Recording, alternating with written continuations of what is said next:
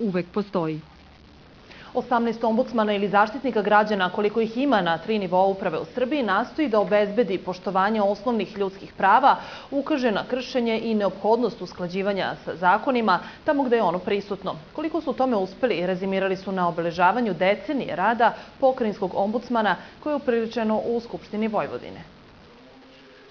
Iako nemaju zakonodavnu vlast, 87,4% preporuka koje je republički te 60% koliko je pokrajinski ombudsman dao nekom organu koji kršio pravo građanina da ga uskladi sa zakonom, govori u prilog činjenici da građani veruju da ombudsman ima mehanizme da zaštiti njihova prava, ali s druge strane veliki broj onih koji imaju pritužbe govori o tome da je teško uskladiti pravo i pravdu.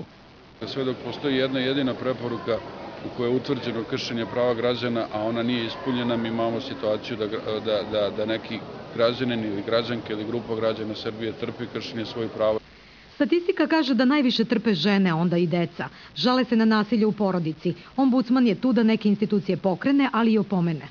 Tu možemo i da postupamo prema centrima za socijalni rad, ali imamo saradnju i sa policijom gde smo ustanovili da policijske stanice ne preduzimaju uvek ono na šta su obavezane, ne izađu na teren.